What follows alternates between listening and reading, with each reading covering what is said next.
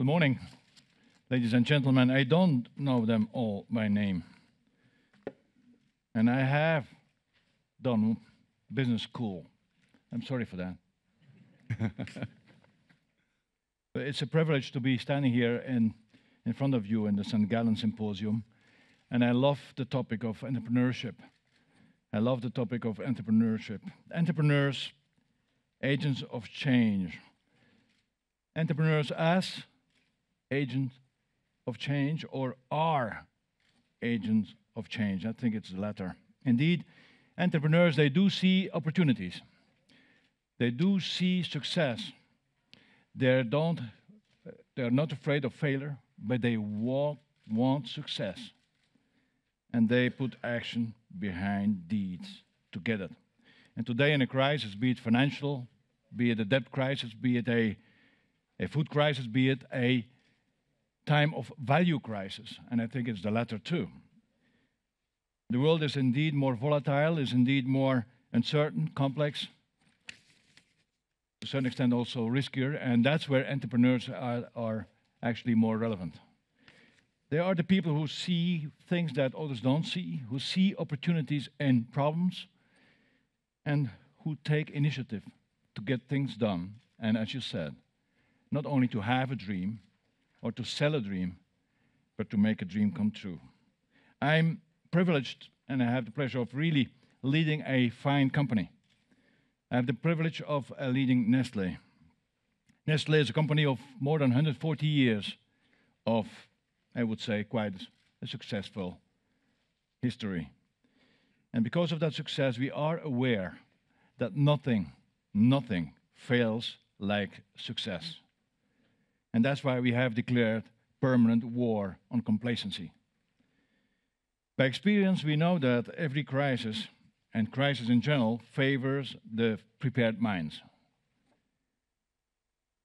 And it is also Max Frisch who said, crisis can be a very productive state. You just have to remove some of the sense of catastrophe from it. Nestle has a long-term inspired company. We are indeed a very long-term inspired company. Yes, we are short-term action-oriented too. We are sometimes referred to as la force tranquille. Well, if you live inside Nestlé, we are indeed a force, but not tranquille. But it is that steadiness that gives that impression. But that steadiness is a result of hard work. A lot of internal positive tension of the 280,000 that we are. It is linked with people. It is linked with people who are aligned behind one common vision. We are indeed a very decentralized company. We have all the decision-taking pushed out into the markets, but they should be aligned. And we have a compelling strategic and performance framework. We call it a roadmap. Actually, what we did was we have put on a one page the whole strategic direction of Nestlé. And we had made it simple so that we can have 280,000 people who are aligned, who, first of all, who understands it. Then they buy in, and then they align their actions so that we can decentralize our decision making, which creates then again the flexibility that you need in a very fast changing environment. And hence that's why the title is Change and Continuity. Let me walk you through this roadmap very, very fast. A roadmap first is defining what you want to be as a company. And that's what our slogan, Good Food, Good Life, stands for. We want to deliver healthier and tastier choices to the people everywhere in the world every day. That's what we stand for. That's our paradigm. That's the strategic direction. Good food, good life. Then we define also how are we going to measure our success? How are we going to measure that we are on the right way? We call it the Nestle model. And it's a very simple thing. It is the first hour of business school, which is growth with a good margin and capital efficiency. We add to that also market initiative, leadership, because actually that is what gives you the other ones. So it is 4 dynamic drivers of measuring our success. Top line, bottom line, capital efficiency, market leadership. That is how we're going to measure our success. The second part is, what are we going to leverage? What are our competitive advantages that we have as a company? And they're very simple. There are products and brands, a very strong portfolio of products and brands. It is R&D that drives these products, innovation dynamics. It is our global presence, and not only physical presence, but understanding the markets and the countries we're living in, having years of experience in the idiosyncrasies of these countries. And then the fourth one, and the most important one, it's our people, with their values and with their principles and culture. So we have defined what we want to be, how we're going to measure success, what we're going to leverage. Now we have to define where we want to grow. That's the third pillar. And where we want to grow, we defined it's the nutrition and the agenda. There's lots of value to be created behind nutrition. Nutrition is a new science in humanity. And there's a lot of value linked with that. Second pillar is emerging markets. And guess what? This is quite in today. Emerging markets are going to be more or less, give and take, 70% of future growth in the world. 82% of population is living in the emerging markets. And they have to be fed. And they have smelled a better tomorrow. Then you have also the out-of-home market, people eating out of home. In the Western world, it's more than 50% of the money spent on food is out of home. Huge opportunity. And then the fourth one is premiumization. The premiumization, the value creation through dematerializing the offerings. And Nespresso is a good example of that. 4 growth drivers. And then we defined also the operational pillars. That means how are we going to be effective and efficient in our operations. Consumer in the middle, but then innovation, renovation, efficient operations as a second part. Bring your products where the consumer buys them, and also then communicate, connect with the consumer. These are the 4x4 dimensions of our strategic roadmap. We as a company are also going about our environment, so we're framing that very strongly in what's happening outside, adjusting our actions towards, but staying in line with the strategy. Stay the course, whatever happens, if the course is the right one. Don't go and fade into short-termism, jeopardizing your future. A very important part also, and more importantly in the days of today, is how a company goes about its role in society. And we are convinced, and it has been one of the basic principles of Nestlé, that whatever we do should lead to bring something to our success. Success, you may call it shareholder value. A company has to be successful to have a future. That's true. But whatever you do, and that from the first day of the year to the last day of the year, every minute of the day, whatever you do, wherever you are, it has to create value for society too. And that is what we call creating shared value that stands against sharing created value, which is writing a check at the end of the year and call it philanthropy. It should be intrinsically linked with your economical activity, your role in society, and that is based upon compliance, environmental, and that is linked with the long-term inspiration of a company with a set of very strong values again. All that should be based on values and principles. We are not a rule-based company. We are a principle-based company. You cannot manage 280,000 people with rules. Just think, try to define honesty. You don't define that. It should be seen and felt and understood per se. And that's how we operate. So you see, we have a very strong, simple roadmap. That is the strategy of Nestlé. One page. And that has created a lot of alignment inside our company, 280,000 people. It has allowed us to push decision-making as close as possible to where the action is. So we have a strong strategic direction. And that helps a lot in any circumstances, because it allows then also a company to be very flexible and yet maintain continuity overall. When the crisis hit 2 years ago,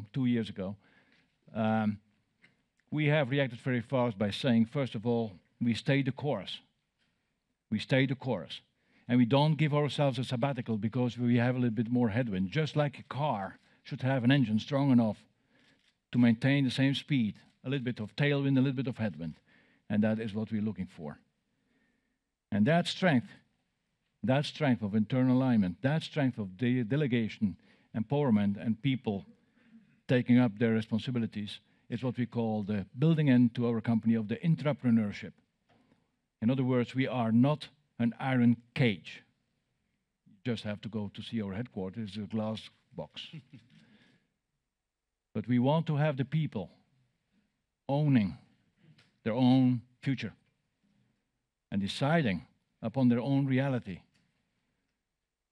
But doing that in a strategic direction, build up on alignment and inspiration. Actually, we have, and yesterday we had a management meeting, and we have defined that we should have a spirit of winning. We call it competitive intensity.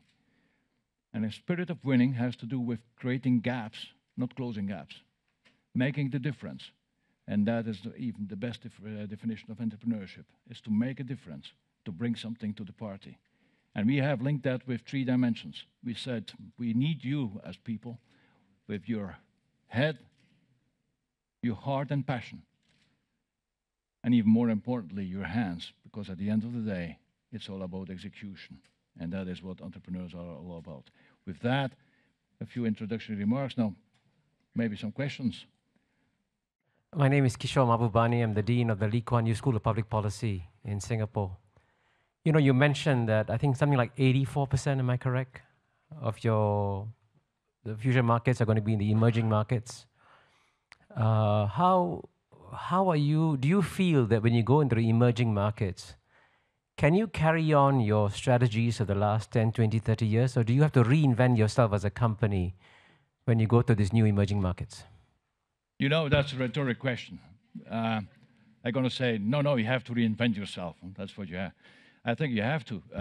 First of all, it's 82%, that's 80% of population is living in emerging markets. Depends a little bit more on how you define it. What I said also is future growth, and that's a projection. It can be 65, it can be 70, but the biggest part of future worldwide GDP growth is going to be the emerging markets, which is logical. The 82%, 80% of the population living there. And guess what? The developing market is going about their own future now in a different way. To simplify the thing is that before, developing markets was something that the developed market was defining. It was saying, we are developed and the rest is developing. And the rest had to take it.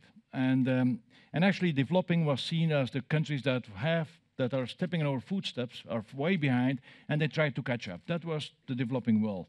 Now that has changed. There was some breaking points there somewhere, I call it the Cancun meeting 15 years ago or something, where the developing world say, wait. As from now, we're going to start also putting some conditions on the table. Now, when a small country like Ecuador does that, nobody listens. When China does that, everybody starts to listen. And I think the developing world is going to change dramatically the dynamics in the world, in the sense that we're going to see new business models coming up. We see also the classical competitors that we have as a company. They're going to be still there. They're going to be changed. But we see an amazing strength of new competitors coming out of the developing world. The developing world is investing heavily in R&D. China was opening last year every day a new R&D center. So this is different dynamics. I do believe too that the business models, Harvard style or St. Gallen style, we're going to have to adapt them. We're going to see new business models coming up. We have a Western style of going about business, also in definition of products. What we do also, and we have to adapt our products, is what we have, the Nescafé of here, we go and bring it there, we adapt a little bit of flavor. Maybe we're going to have to see a new industrial model, where we have anchor factories, and then doing some conditioning, small, shorter to the consumer.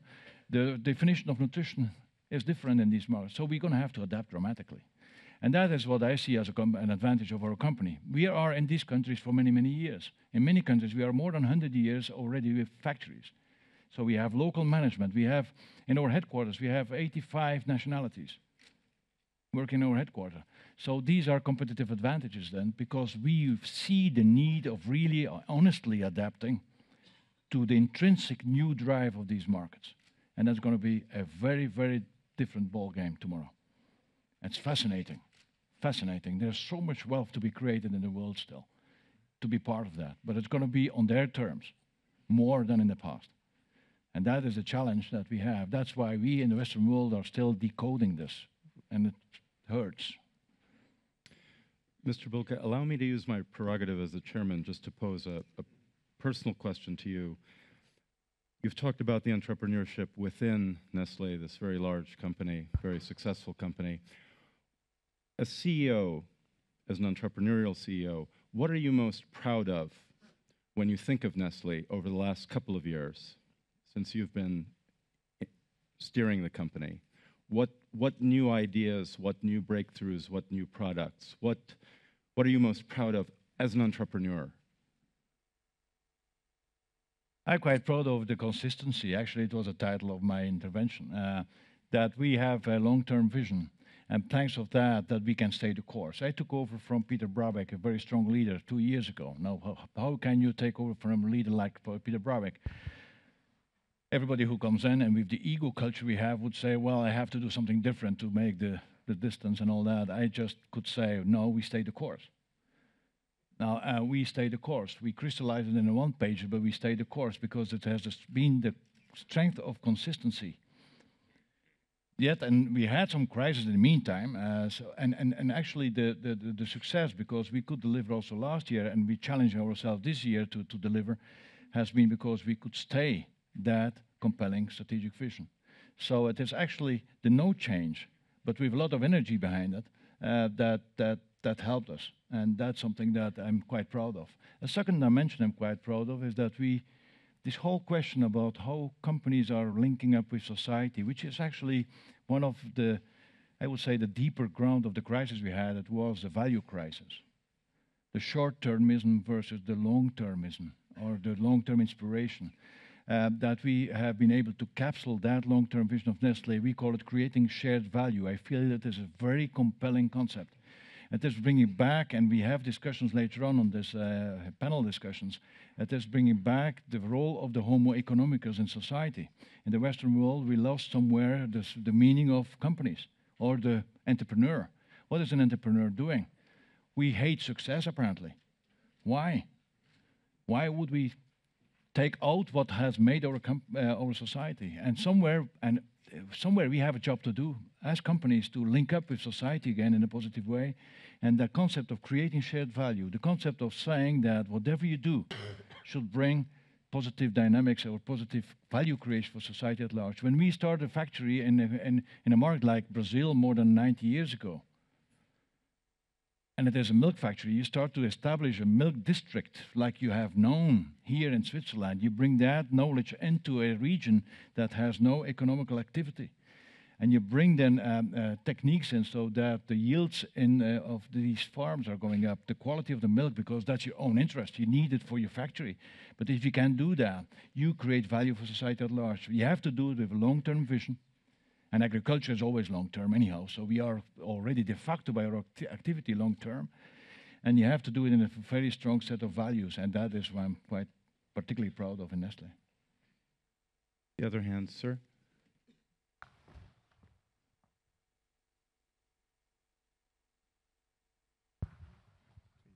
Daniel Zouter, I'd like you to share with us your view on the consequential cost. I heard in the United States people are thinking about charging Coca-Cola with the cost of people getting overweight. And I'd like you to tell us what you think about that and how you go about that. Thank you. Well, it all depends. If you level your tax because you're really convincing you do something for something, or you just need money. I don't know what comes there. The governments need money, so they're going to start tax everything. I don't believe you have to tax everything. The more taxes and the more complex you make your tax system, the less it works. But saying also then Coke or whatever is you're bad, you have to be taxed. I don't believe there is bad food. We in Nestle, and we stay in chocolate. We stay in ice cream. If you give an ice cream to a child and you see the sunshine in his eyes, it cannot be bad.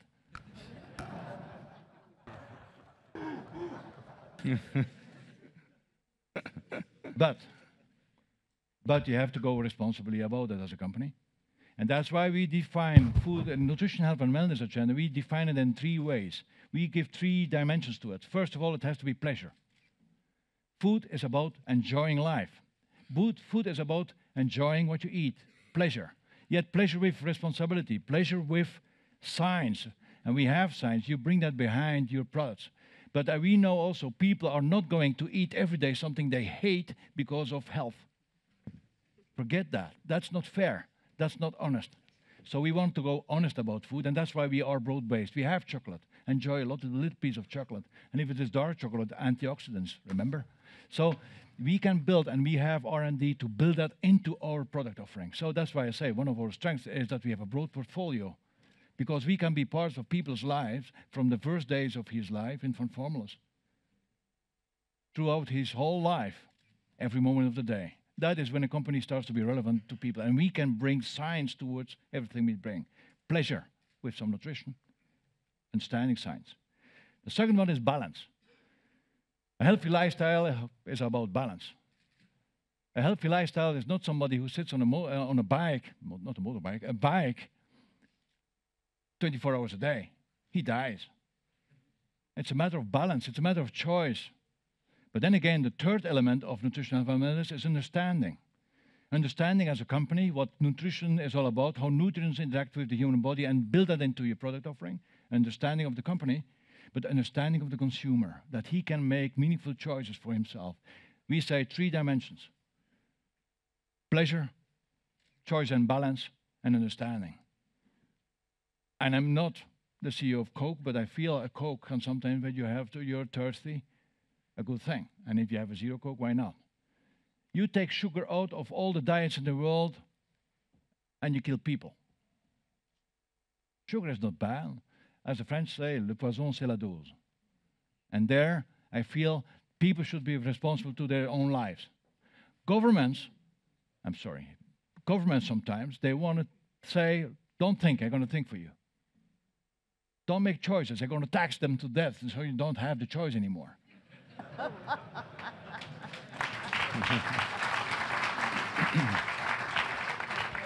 Not all governments.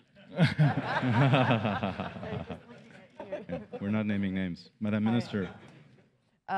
Just a comment earlier on this happiness sunshine on a child as they eat ice cream. I just want to reemphasize your continuity, that the smiles remains till old age with eating ice cream as well. But what's the impact of world environment at the moment with food scarcity and water? Because I think a lot of the FMCG groups are quite impacted by that. So what's the policy and the strategy around Nestle taking on into the future? Because that's a concerning factor for all of us. Well, you have seen, I spoke about creating shared value as a concept, a global concept of how we go about all our activities. We also define 3 areas where we want to be, or where we think that by our activity we can really make a meaningful creating shared value, which is first of all nutrition, because it's our agenda. We can bring lots of, we are the biggest micronutrients providers in the world. We are selling over 1 billion units a day of products. They can be carriers of micronutrients. This is a major problem. But the second one is water, because we are an agriculture-based company. Our ingredients are agriculture. 70% of water is used through agriculture. We use water in our factories, and also we need people to use water to get our products. And you need water to make a coffee. Water is very important. Water is one of the biggest problems of humanity today.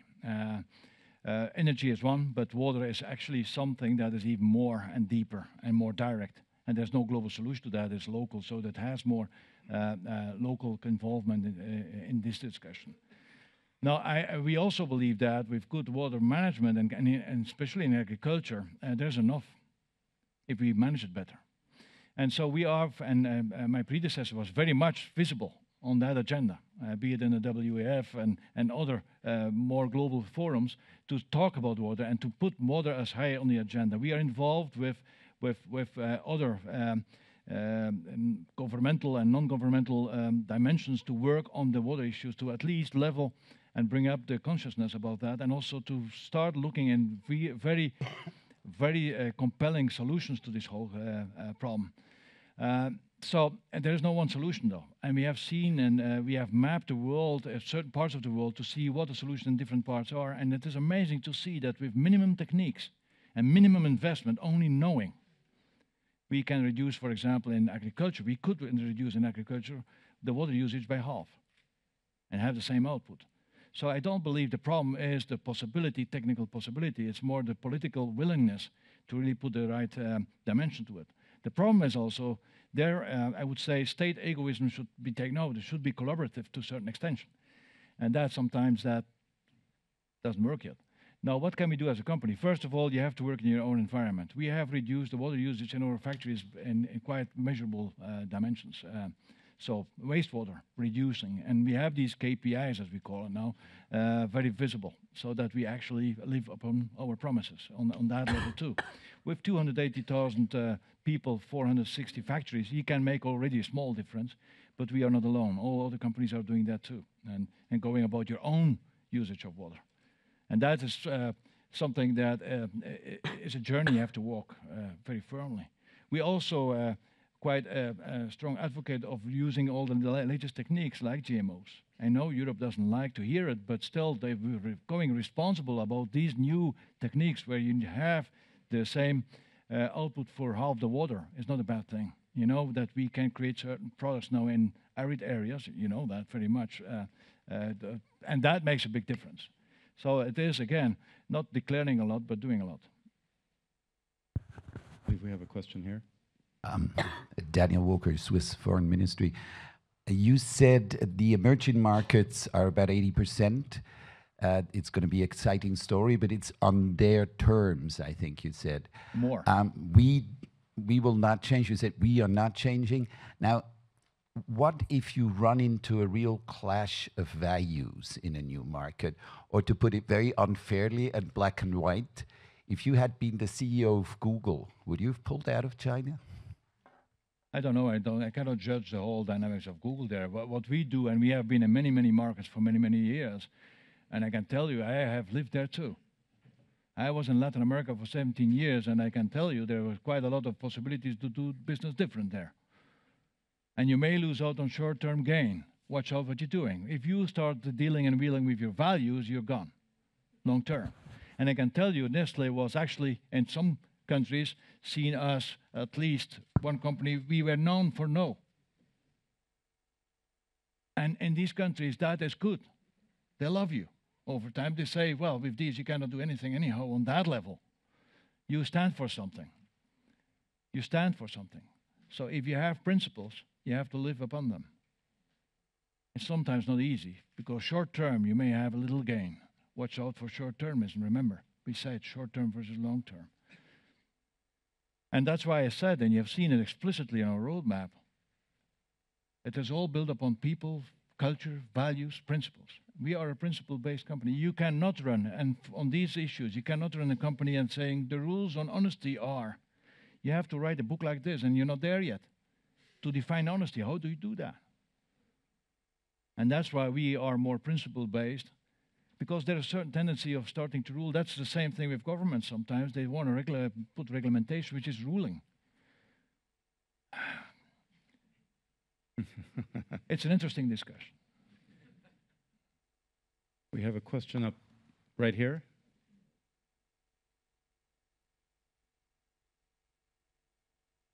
Hi, my name is Alman Mukherjee, and I'm a student at Princeton University. The Wall Street Journal has called my generation the millennial generation, and we've developed a reputation for being entitled, very confident, and lacking loyalty, willing to jump ship to be promoted as quickly as possible. I was wondering if you've noticed this in your company, and if you see this as a challenge for leadership in the future. You speak about specifically loyalty. You have to be first loyal to yourself. If you can then have yourself pretty much in sync with the values of your company, you can stay loyal to yourself and stay in a company. I have worked for Nestlé 31 years. And I can tell you, as I was also somebody who started to say, well, we wanted to go abroad with my wife, so we went to Nestlé. Nestlé is everywhere. Let's go for Nestlé, and we see. And ever since, I've been with Nestlé in many different situations. If we see that the average number of years of company of people retiring from Nestlé are over 25 years. The average number of years in the Nestlé company of people retiring from Nestle is over 25 years. There must be something there. I feel it is the coincidence of you can develop yourself as a person in a framing of values that are yours, more or less. You have to have that overlap. But you have to be able to realize yourself as a person because you have your ambitions. Now, if you are also, and we are long-term also on you, on your career. Careers are long-term, not long-term, they are not dashes, they are marathons. And actually, I always say to the people, watch out what you do with your career. If your success, perception of success is your end station, and it's easy to say when you get to a CEO, but anyhow, take it. If your success and happiness at the end of your life is where you got, and you define that when you start, you're taking a very risky bet. Because you condition your happiness with only where you get, and not enjoying the journey. And that's something we have as a company to make sure that people enjoy the journey. Now we have to share with the people also the fact that it is longer term. Nestle is not where you're going to be general manager the next day. You have to have experience. You have to know how to handle with people. You have to be embedded with the values of this company. You have to understand the journey. And you have to love this and enjoy it. And enjoy and pace your happiness over your life by getting every day a step further. And that's actually a little bit what's happening with our societies. The Western world, where is the illusion of a better tomorrow? That's the problem. And if you make a career and say tomorrow, hey, make another step. I don't start to look only for big jumps. You can wait for a long time. But the small steps, always a little bit better. And that is how I see careers. That's why I say that is also for a company to create that environment so that you can flourish as a person. Mr. Bulcke, as a slightly overweight American, I want to tell you I do not hold Nestle responsible, and I agree with you that I should not be taxed. Thank you so much. Thank you. Thank you. Thank you, sir.